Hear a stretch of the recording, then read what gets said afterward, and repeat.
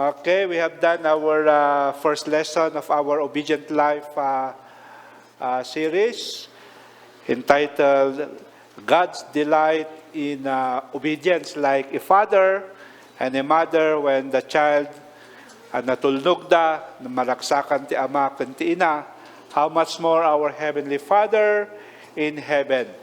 But there is an outcome. So nga iti lesson to, siyak lang dito itani, siyak din lang mapudutan. Sometimes agala ko yung jacket yun, tani kasla 7-Eleven nga dati airconan. Alright, siyak lang dito. Agree da kita malamlamin. Outcome of obedience. There is an outcome of obedience. Let us read all together our two scriptures. For the Lord God is a sun and shield. The Lord bestows favor and honor. No good thing does he withhold from those whose walk is blameless. Another one. Oh, how I love your law. I meditate on it all day long. I have more insight than all my teachers, for I meditate on your statutes. I have more understanding than the elders, for I obey your precepts. O God Almighty, thank you so much for this time that you have gathered your people as one family. O Lord, for us to have a privilege, O God, to worship you, to glorify you, and also, God, for us to receive the message that you have set for each one. Spirit of the living God, have your way. Let your anointing keep flowing upon each one, and give us clear and fresh understanding of your word. Thank you so much. We give you praise and glory, and all the people of God will say, Amen. So from that scripture, we could see the nature of God, the attributes of God, that He loves us, His people, and He delights to give us favor and also honor, not dishonor. And the Lord will, sabi niya din, no good thing does He withhold. Every good things He will give to us. He will not withhold. There's an access. The Bible says, an open heaven. And the Lord will not withhold ang nangaimot. Nudikat na ayat na wadwad, ngay paay na dagitada. But may condition siya, from those whose walk is blameless. How do we walk in blameless? It is through our obedience, through our faith and obedience to the Lord. And so the other scripture, it says, nabasa tayo, dito ni Psalmist David kuna na, oh, how I love your law, the word of God. I meditate on it all day long. Dahil kuna ni Pastor Attorney Rocky Balisong, sigipay, kahit kupay another scripture, the word of God. So he loves to hear. We love to hear the word. Amen. We love to meditate the word of God. And sabi diyan, I have more understanding than the elders. I have more insight than all my teachers. Paano na yun? Oh, I have more understanding than the elders, for I obey your precepts. Ang elder natin sa probinsya natin ay yung mga matatanda na ang dami na nilang kinain, ang dami na nilang ininom, ang dami na nilang experience, ang dami na nilang nakuhang wisdom, nakuhang knowledge. Sila ang mga elder. Kaya lang kung may problema, sila ang nagbibigay ng solusyon.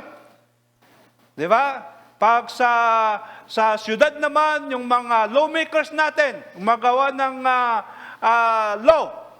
Diba? Sila yung mga elders, yung mga magagaling, mga ganon. Pero sabi niya, I have more understanding than the elders. One time, one pastor called me and said, mag-resign ako, pastor, sa pagpapastor for this time. Why? Because I want to go to Bible school and I want to go to seminary. Bakit ka pupunta sa seminary at Bible school? Dahil, pastor, Wala akong alam sa salita ng Diyos. Alangan naman na napipreach ako pag may magtanong, magtuturo ako, may magtanong, hindi ko alam ang sagot. Kaya mag-aral muna ako, pastor. Then, this verse that I had read, nag-flash sa aking mind. Teka, mayroon akong na-receive na message for you. Ano yun, pastor? May Bible ka diyan? Open your Bible sa Psalm chapter 119, verse 99 and 100. Anong sabi niya sa verse 99? Mas magaling ka pa sa teachers, how you have to meditate the Word of God. Sinabi ba niya na punta ka sa seminary? Hindi po. Anong sabi niya? I love to meditate. So yun ang gawin mo. Instead na mag-stop ka sa pastoring, punta ka sa ilang years ang Bible school, 4 years. Ilang years ang seminary, 8 years, parang law. Okay? Medicine. So, instead of stopping serving, going there for how many years, baka hindi mo pa maabot ang buhay mo doon, mag-meditate ka na lang. Okay? Please read verse 100. Sabi niya, I have more understanding than the elders. Why? Sabi ba niya na because nag-Bible school ka, nakatapos ka ng seminary? Hindi po, pastor. Anong sinabi niya? For I obey your precepts. Ito po yung outcome ng obedience. Power. Kahit hindi ka nag-graduate ng law, ng medicine, ng engineering course, whatever, communication, whatever, pag you meditate the word, pag nagtutulnog ka, pag agtutulnog ka. May tanong po kay Dr. Chu, the pastor of the largest church in the world, over 1 million ang kanyang member. Ano po yung tanong? What is the key to your great success? Ano po ang sagot niya? I pray and I obey. Tell to your neighbor, we pray and we obey. Yan naman ang sekreto. Anong sabi yung kanta ni Pastora Marisa na sinabi niya? Ay, Lisa? Trust and obey. Trust and obey, for there's no other way. Bakit hindi nyo pinakanta yun, Pastora Marisa? Related yun sa message natin. Okay? Sa bagay, millennial ngayon. Pero sometimes, pwede rin nakanta ng mga ganon. So, I pray and I obey. The outcome of obedience to God will always bring blessing and success.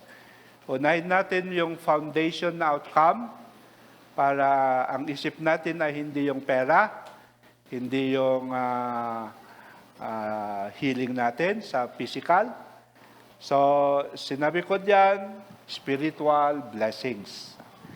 Okay, that's the priority and the number one na heart ng Panginoon, na outcome ng ating obedience. Okay, let us see Proverbs chapter 3, 1 to 4. My son, do not forget my teaching, but keep my commands in your heart. Why? For they will prolong your life many years and bring you peace and prosperity. Let love and faithfulness never leave you. Bind them around your neck. Write them on the tablet of your heart. Then you will win favor and a good name in the sight of God and men. Anong sabi niya? You will win favor and good name. So obedience opens the door to God's favor. The favor of God comes upon those who obey Him. Those who obey Him. So when you obey the Lord, ma-open ng door. Ano yung door? God's favor. Ano yung God's favor? Hindi mo inaas, hindi mo inaas sa Panginoon, pero alam ng Diyos na kailangan mo yan, kaya binigay niya. Hindi mo pinatrabahuan, you just obey, then the Lord give you a favor. Ayan. And so that is our heart's cry and desire. What we needed is the Lord will open His favor sa atin. Pero yung condition yan sa Proverbs 3, do not forget. Always remember the commands, the teaching of God. Always keep in your heart. So you love the Word. Ayan. And so when you keep, it says that you obey. You keep in your heart and with obedience yan when you keep the Word. Now, paano ma-attract ang blessings and favor of God? Exodus 19 verse 5. Now, if you obey me fully and keep my covenant, then out of all nations you will be my treasured possession, although the whole earth is mine. So how it is, obey me fully. Ayan. It is a complete obedience. Hindi po partial obedience. Hindi po yung gusto mo lang na i-obey, yun lang i-obey mo. Other commands, ayaw mong i-obey. So, yung mga nabibigyan ng pabor, ang nabibigyan ng pabor from the Lord ay yung mga gusto niya na to please the Lord, lahat ng kanyang, the commands of God ay He loves to obey. Sila yung mabibigyan ng favor. Gusto mo ba ang favor ng Panginoon? Obey the Lord fully. Kahit yung hindi mo gusto, you have to. Because that's the command. And that is for you. For example, ayaw mo kasi nga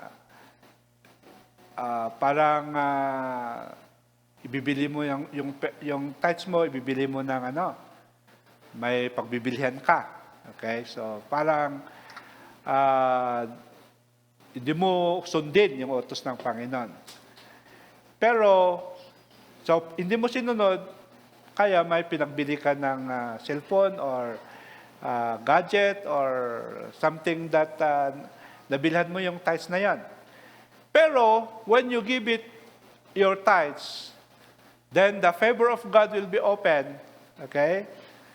Yung 10,000 na pinagbilhan mo ng gadget, yung favor ni Apo Diyos, equivalent niya, spiritual blessing eh. May favor, ang pinaka-favor ng Panginoon sa atin, spiritual blessing. Yung spiritual blessing, hindi mabibili ng pera. For example, yung God's protection.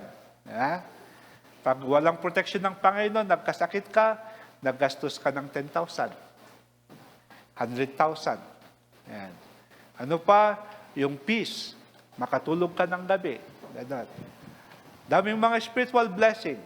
So yung 10,000 na tithes mo, okay, na binigay, instead na binilhan mo ng gadget, the Lord will bless that spiritual blessing, kasama rin yung soul blessing, physical blessing, financial blessing.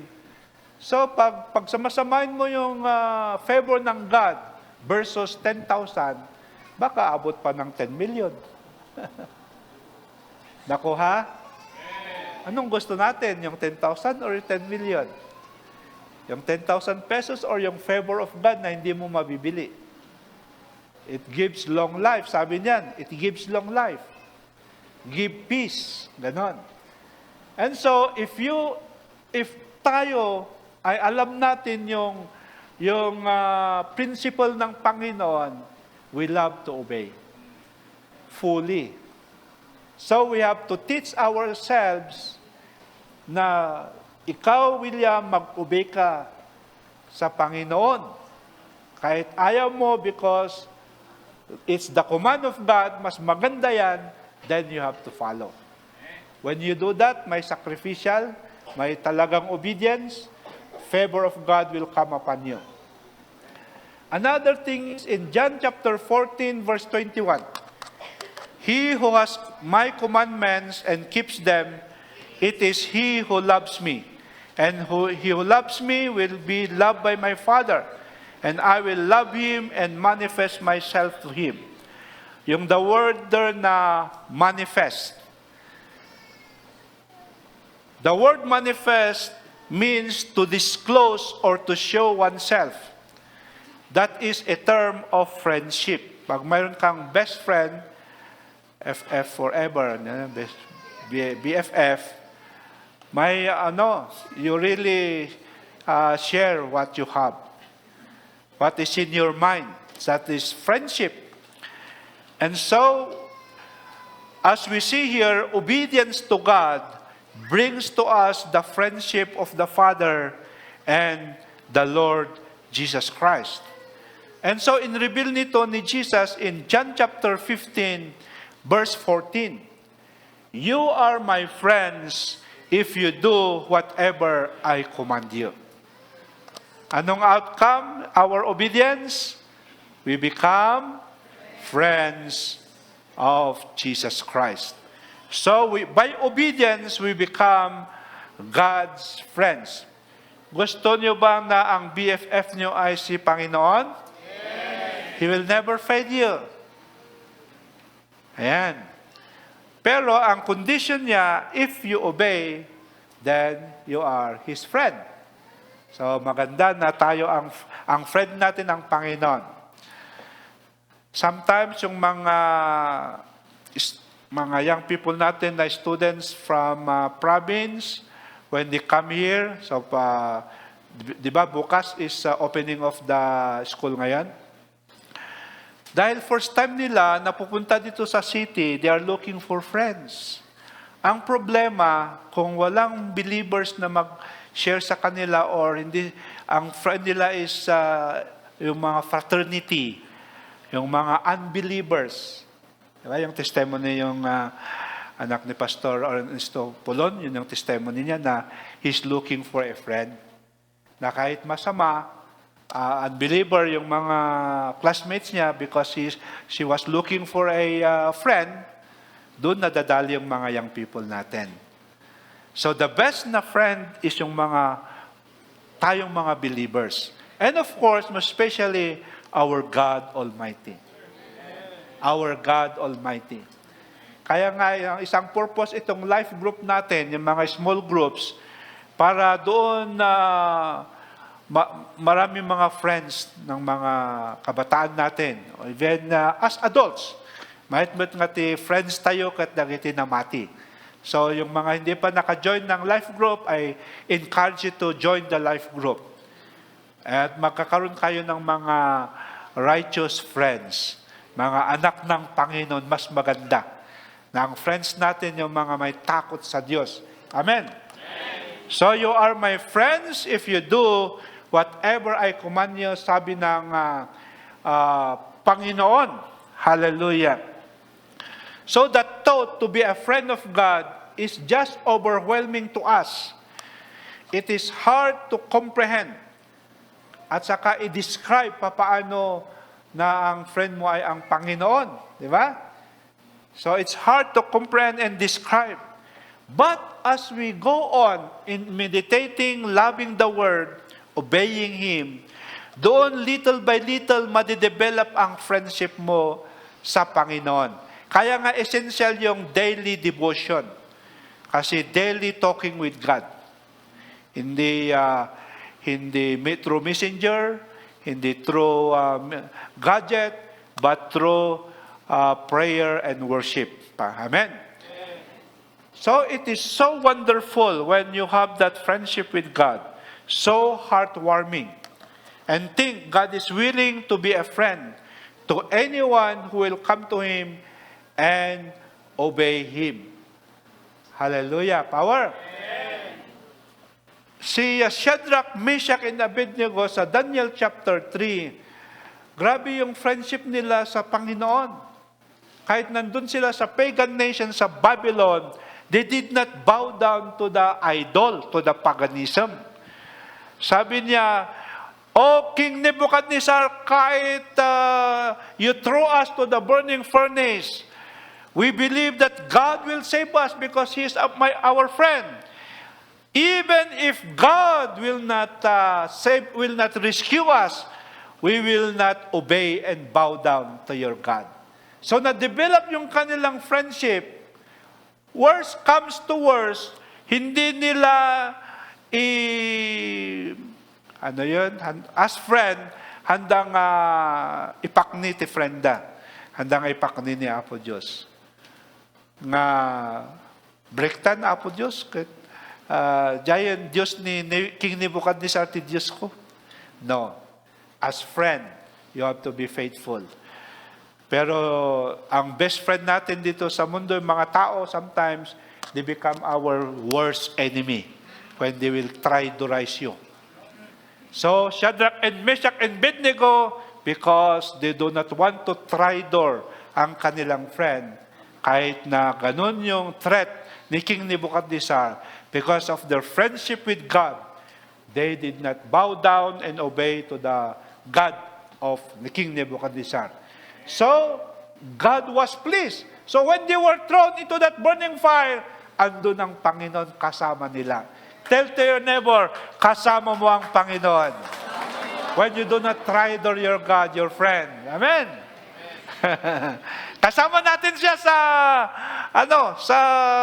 hirap, sa grabe na worst trials and tests. Na bumababa kasi ito, kaya ginagawa. So, grabe yung outcome ng obedience. We become friends of Jesus. Another thing, by obedience, we get to know God's will. Romans chapter 12, verse 1. Amen. So, ang problema natin, sometimes, why nasisway ang faith natin, bakit umiiba yung takbo ng buhay, kasi nga hindi natin alam yung will of God. Sino dito yung kasama ko na sometimes I do not know the will of God sa ginagawa at saka pupuntahan? Can you raise your hands? Alam mo ba ang will ng Panginoon? Kayo mga dalaga, alam niyo ba ang will ng Panginoon? The life partner niyo? Kayong mga lalaki, alam niyo ba yung will of God pag mag-abroad kayo o hindi? Alam mo yan ba yung will of God, yung lahat yung manangyayari? Most of karamihan, hindi natin alam. Kaya nga ito yung advantage, yung obedience. Nag-obey tayo. Because in our obedience, the Lord will reveal to us His will. Gusto mo bang will ng Panginoon? You want to know the will of God? Obedience. Just obey. And the Lord will reveal to you His will. It's really quite simple. The more we do what God tells us to do, the more we get to know Him as a friend because of our obedience. Doon, tayo ay mag-grow.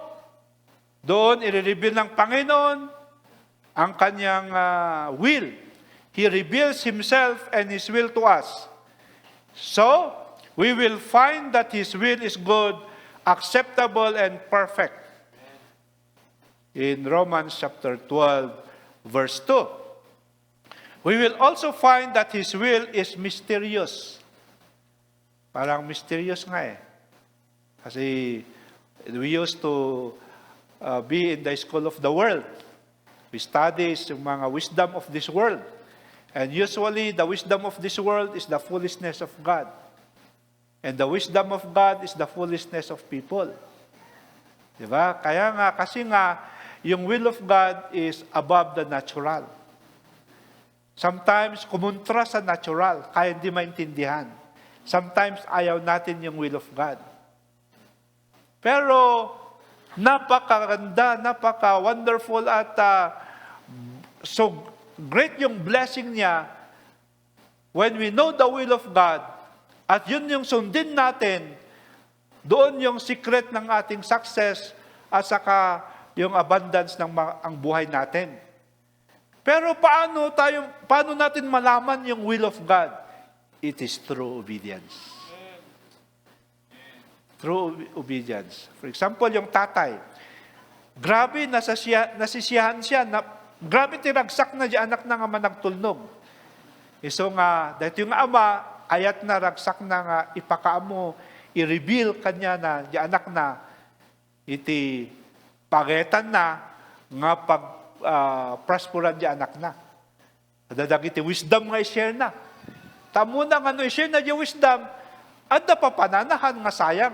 Hangas na di anak nga disobedient nga, ura no tayo, bagam handa nga, nga denggan, handa nga patsyan. Ngam ti obedient, amun ti ama, nga denggan di anak, i-aramida na, tano ang progreso ti anak na. And sometimes, i-reveal na di ang anak na, tad na ti favor, si kanto ti mangmana iti kayamanan. Kaya't ko nga kasto iti pagturungan ti biyag mo. Si kanto ti mang i-manage ti business tayo. Di ba? Tawidom dagitoy da. Tamok nga matalag ko si ka. Ayan. The same thing our Heavenly Father, because of our obedience, is going to reveal to us the pagayatana that will napintas the direction of our life, leads to pagsayatan. So His will is mysterious, awesome, breathtaking, and quiet, overwhelming. If you make it our aim to obey God day by day, He will show you who He is and His will. In many ways of His excellent plans. At dati, plano ti Apo, na pintas, excellent, His plan for us. John 15 verse 15, no longer do I call you servants, for the servant does not know what his master is doing. But I have called you friends, for all that I have heard from my Father, I have made known to you. I have made known to you. Ipakaamukin ka, because you are my friend. In your obedience, you are my friend, and I'm going to reveal to you, Tikunati Ama. Hallelujah. Psalms 24 verse 4, show me your ways, O Lord. Teach me your path. When you are obedient, you have the authority, you have this confidence to ask God and say, Lord, show me your ways. O Lord, teach me your path. Ta natulnog ka. And God loves to reveal to you His plan for you. So napintas ti torong itibiyag tayo kakapsat because He delights in our obedience. Another thing is we find power for continued obedience. The initial decision you make to obey God, to commit yourself to God, and to surrender yourself to Him gives you a new power over sin. It sets you free from sin. And that is scripture na Romans chapter 6, 16 to 18. Okay, let us read.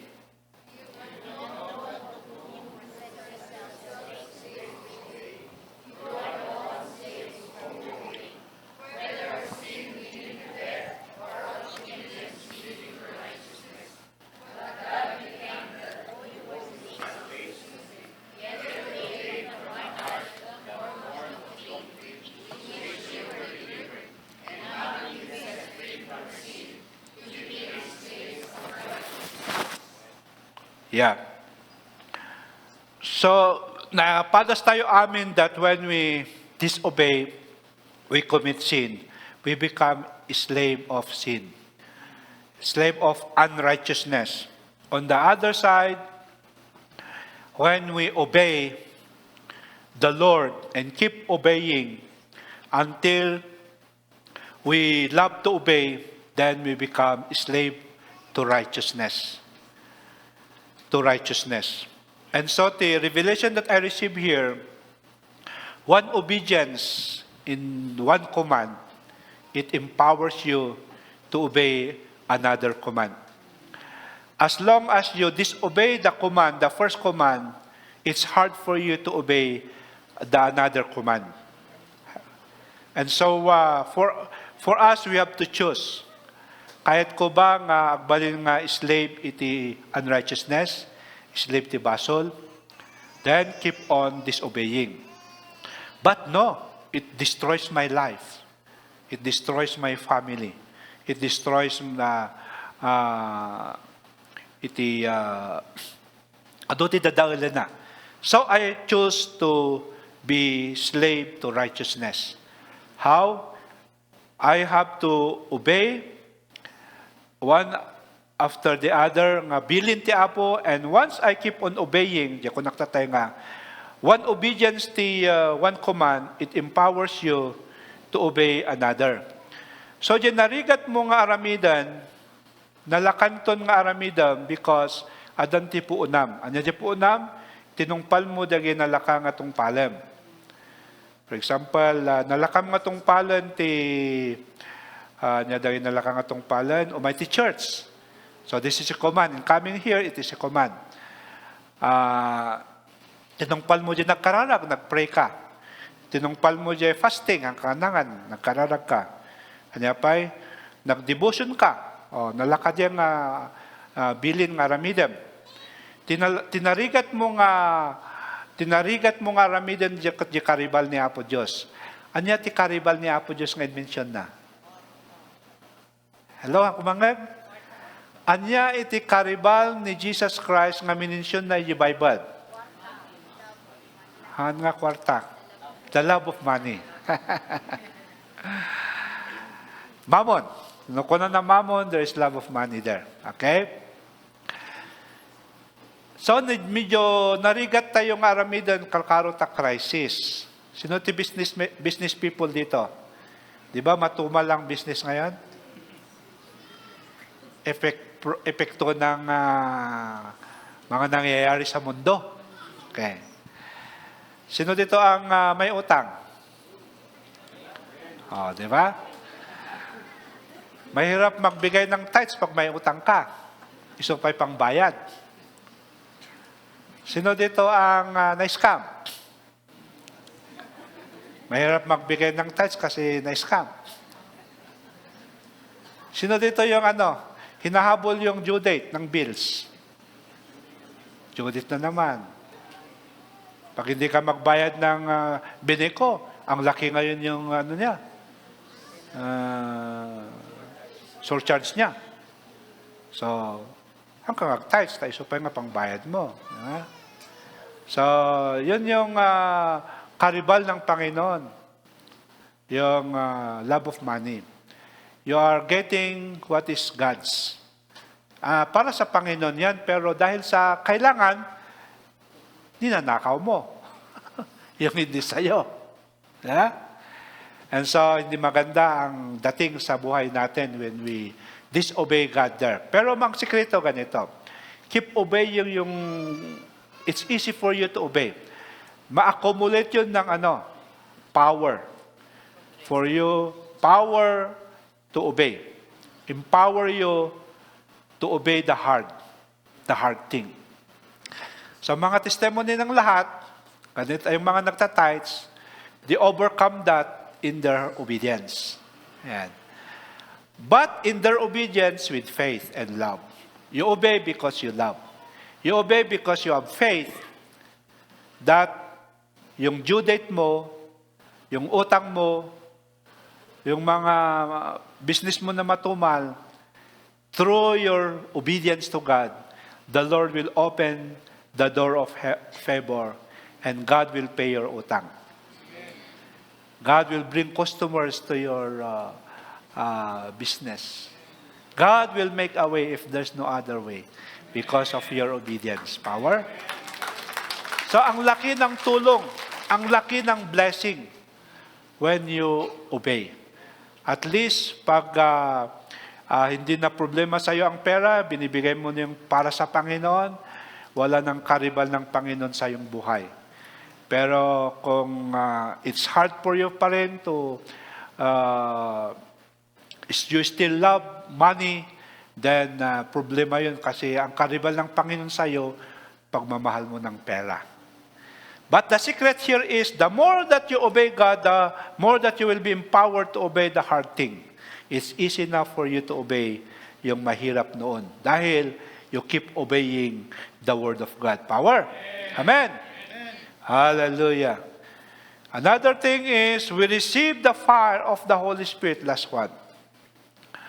Kailangan natin yung presence ng Holy Spirit, ng fire of the Holy Spirit para on fire tayo. Yung pag may fire, may oil. Ganun. So yung mga mararapture, yung mga may fire, may mga extra oil. Sa parable of the 10 virgins. Ayan. Acts chapter 1 verse 4, and being assembled together with them, commanded them that they should not depart from Jerusalem, but wait for the promise of the Father, which saith, ye have heard of me. Acts 2:3, and there appeared unto them cloven tongues like a fire, and it sat upon each of them. The fire of the Holy Spirit that fell upon those obedient believers that day, kasi nga, during the crucifixion of Christ, zero ang disciples ni Jesus Christ, nag-backslide sila lahat, including Peter. Nawala lahat. Jesus was alone. But after the resurrection of Christ, and Jesus met them, kasi bumalik sila sa trabaho nila as fishermen. Pag nag-backslide ka kasi, babalik ka sa mundo, babalik ka sa dati. Sina Peter, nung God called them, they left their work as fishermen, they followed Jesus. Nung nag-backslide sila, bumalik sila as fishermen. So, pinuntahan ni Jesus Christ sila after His resurrection. Nagtaka sila, buhay pala si Jesus. Nakalimutan nila yung prophecy ng Scripture that Jesus will die, but after 3 days will be resurrected. Then, ang nangyari, to cut it short, 500 ang bumalik kay Jesus. From 0, nag-500 sila. Pero sabi ni Jesus Christ, in 40 days, na He taught about the kingdom of God. Now, go to the upper room. Go to the upper room and wait for the fire of God. Fire of the Holy Spirit. So, from 500, only 120 obeyed and went to the upper room. So yung mga 380, they disobeyed the command of God. So only this 120 ang nag-obey sa upper room and they received the fire. They received the Holy Spirit. Acts chapter 5 verse 32. And we are His witnesses of these things. And so is also the Holy Ghost, whom God hath given to them that obey Him. Nakaitudan ti Holy Spirit. The Holy Spirit whom God has given to them that obey Him. Nagtultulnog tayo kakabsat, the promise of God, the fire of the Holy Spirit, the oil of the Holy Spirit, the Holy Spirit will be in us, upon us. Without the Bible, we cannot do anything without the Holy Spirit. Zechariah chapter 4 verse 8, not by might nor by power, but by the Holy Spirit. Kasapulan tayo ti Holy Spirit. But the Holy Spirit will only be given to those who obey Him. So nga, nag-meditate yung Obedient Life series tayo. God's delight in our obedience. God's delight in obedience. And when we are obeying, the Holy Spirit will come to us and lead us, and guide us, and teach us, and show us and lead us the way, and reveal to us the will of Jesus Christ. Nagpintas, ti panagbiag tayo, no ti kadwa tayo kat ti Holy Spirit. We have the Holy Spirit. Spirit of the living God. Awan maramidan tayo, no awan ti Holy Spirit. Dahil ti panagtrabaho, uray panagtrabaho yo, ti workplace yo, na kayo nga students in your studies, even in your exam, iti panagboard yo, panagbaryo, naman nga aramidan yo, communicate with the Holy Spirit. You have that peace and love to communicate with the Holy Spirit, you know that you are obeying God. And God is your friend. And in your exam, in your bar exam, in your board exam, in your work, in your business, kakabsat, ada ni Apo Diyos nga kaduwang, He is your friend, He will help you. May isa nga trabaho ti Holy Spirit, He is going to reveal. He is our teacher. So ngano'y kararagak, dagiti bar exam, nagpakararag ti board exam da, I'm praying that the Holy Spirit will be with them and will help them. The Holy Spirit will remind them, diyan na i-review na nga rinumwar diyan nga questionnaire. As diyan. So nga, but, no oran yung kararag ko diyan, no disobedient diyan exam, awan ti mabalid. Because the Holy Spirit will be given to those who obey the Lord. Do you want to obey the Lord? It's for your own good. It's for your own favorable. You will succeed ka. Iti amin nga planom. Naman kayo trasaon nga awan ti problema, awan ti challenges. Ada. But the Holy Spirit will help you. Even in times of your tests and trials, problems, suffering, the Holy Spirit will help you. So nga, hanggang agbabawi, no, agtultulnog ka ta, umay ti pabor ti Apo ken ka. Tulungan da ka ni Apo Diyos. Kita nyo adita John 3:34. For the one whom God has sent speaks the words of God. For God gives the Spirit without limit. So nukunan na nga Spirit, capital S, without limit, all nga at dati Holy Spirit nga kasapulam, kakabsat, the Holy Spirit will help you. Umay dagita nga galad ti Holy Spirit ken ka. Spirit of wisdom, spirit of knowledge, discernment, power, fruit of the Holy Spirit, gifts of the Holy Spirit. Ado, kunanata, without limit. Basta kasapulam. Why? Because of your obedience. He loves to give you what you needed. The Holy Spirit, because, without limit, because maragragsakan iso na He delights in your obedience. Yung topic 1 tayo. Hallelujah. Power. Kahit nyo pa.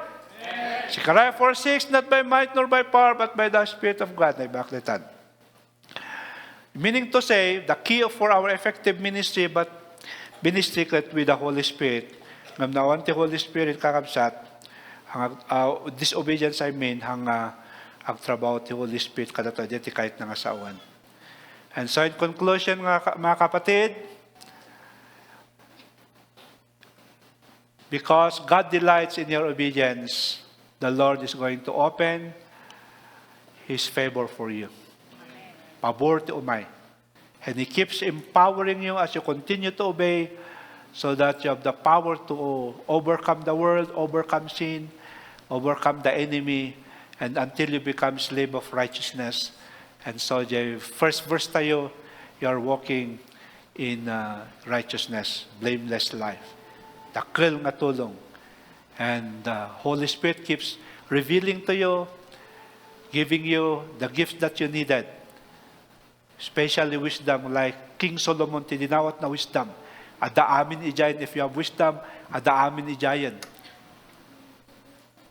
And so, the Holy Spirit can give that gift of wisdom. And so, the point here is, keep obeying the Lord. And when you keep obeying the Lord, kunati Apo, you are my friend. Alangan mo't ang kamaragsakan no kunan ni Apo Diyos nga, you are my friend. Hindi hantoy nga namati, hantoy lang ang mga kunan ni Satanas, you are my friend. Let's go and artak-artak. Nightlife. Tatawanan ni Satanas tibiyag tayo, ni Apo Diyosan. So, you keep obeying, then you become friends of God. Kadno kayem da ka ni Apo Diyos, dati access mo nga ang kararap ken dumawat. Takder tayo amin kakabsat. Hallelujah. This is the spiritual outcome of our obedience to God. Ito the foundation tayo kakabsat. Is more on spiritual. It's more on favor the Apo, the Holy Spirit working in us. Everything that we do, even in our service, the anointing of the Holy Spirit is there. Everything you do becomes successful. I remember in Romans chapter 5, it says there that through the disobedience of Adam, sin entered the world and all people are sinners. But Jesus Christ came, the second Adam. Through His perfect obedience, righteousness came to the world. Dinismular na jay basol nga in may gaputi disobedience ni Adan. You know, when you keep obeying the Lord, righteousness will come to your life. Righteousness will come to your family. Yes, everything that you do, in the sight of God, it is righteousness. And you become a blessing to many. So nga kakabsat, keep meditating the Word of God. Nyaman tibilin nga mabasam, nyaman tibilin nga mangagmo from the servants of the Lord. You pray to God that ask God's help for you to obey. No medyo narigat, ask the Lord to strengthen your faith. Ask God nga papigsaan natin pamatim tano. Mabalin mo nga tong palon, iti medyo narigat nga tong palon. Actually, kakabsat, when you have a good relationship with God, no sikakat gayam ni Apo Diyos, there's no hard thing to obey. Because God is with you. The Holy Spirit will enable you to obey. Amen. Amen. Are you willing to obey the Lord? Raise your hands. Follow after me. Oh God Almighty, I'm so much thankful for the word that has been spoken. It is about my obedience to you. It's my heart's desire now, oh Lord, to obey you. Even the things that it's hard for me to obey. Help me, Lord. Thank you so much. Holy Spirit, have your way in my life and help me and anoint me. Enable me to become obedient to all commands. Thank you, God, for the outcome, for the promises. But Lord, I want to obey you because I love you. Thank you so much for calling me, Lord, to be part of your kingdom. I want to obey you, Lord, to be part of the kingdom advancement. Forgive me and cleanse me from all my disobedience. Purify my heart. Cleanse my mind. Purify my hands. Purify my feet, Lord. My eyes, O God. My ears, Lord. My tongues, O God. My whole being. Cleanse me. Purify me. And I will decide, Lord, from now on, to obey your commands. Now keep praying. Yes, Lord, in the name of Jesus, thank you, God, for my brethren who receive, Lord, the command, the word of God, Lord. Oh God, as they keep praying, Holy Spirit, come and move in their lives. In the name of Jesus. In the name of Jesus. Touch them, Lord. Empower them, Lord, to obey you. In the name of Jesus. The things that they have heard, it will come to their lives. There is power, Lord. It will be fulfilled in their lives. Oh God, the anointing of obedience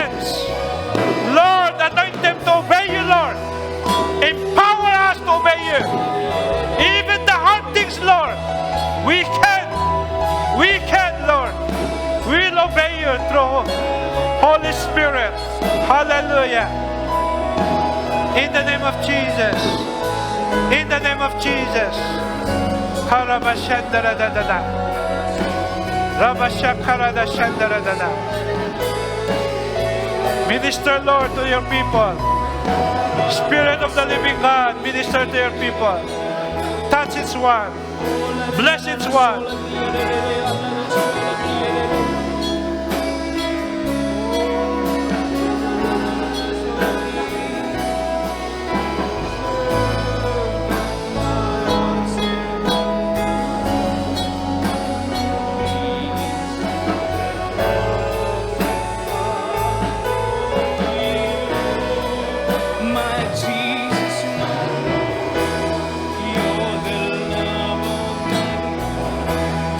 Now, those of you who are in need of salvation, ang kapay nga sigurado, iti panakaisalakan, this is your day. Sino dito yung dati kasapulan na, you're in need of something, you're in need of healing, you're in need of financial breakthrough, kanda dumapay nga kasapulan, I ask you to raise your hands. To those who want may sigurado na ito yung salvation, and that is when you receive Christ as your Lord and Savior, I'm going to pray for you and receive salvation. Kaya kita dati kasapula na, praying that the Lord will minister to you. Did revival, the Lord will restore you, revive you. Okay, raise your hands. Dahil yung mga sigurado to salvation now, raise your hands and follow after me. Abba, Father in heaven, I acknowledge that I am a sinner. Jesus Christ, I believe in you, that you died on the cross, you rose from the grave for my salvation. Please forgive me and cleanse me from all of my sin. Jesus Christ, come into my life as my Lord and Savior. Change my life and make me a person you want me to be. And from now on, I will follow you for the rest of my life. In Jesus' name. So, dahil iti makasapul ti hiling, kadadumay nga kasapulan, just raise your hands and I'm going to pray for you. Oh God Almighty, look down upon your people. Those who are in need of healing, I decree and declare as I apply the blood of Jesus from the 13 glasses, healing touch will come upon you. In the name of Jesus, those who are in need of financial breakthrough, Lord God, Spirit of the living God, minister to them. Minister to them as they desire to obey you. Oh Lord, there will be a financial breakthrough and financial blessing. Those who are in need, Lord, for the solution of problem, make a way. Give them wisdom, Lord.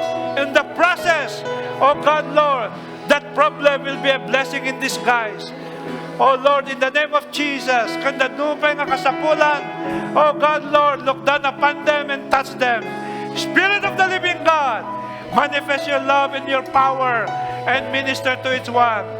Apo Diyos, according to kasapulan ng anak mo, Lord God, you are going to do something miraculously in your power. Oh God, Lord, that each one, oh God, na ministeran, mariknad at ayat mo, kan panakabalin mo, Apo Diyos. Yes, oh God, now we give you praise. Come on, let us raise our voice and give thanks to God. Thank you, Lord. Thank you, Lord. Hallelujah. Thank you, Lord. Thank you, Lord.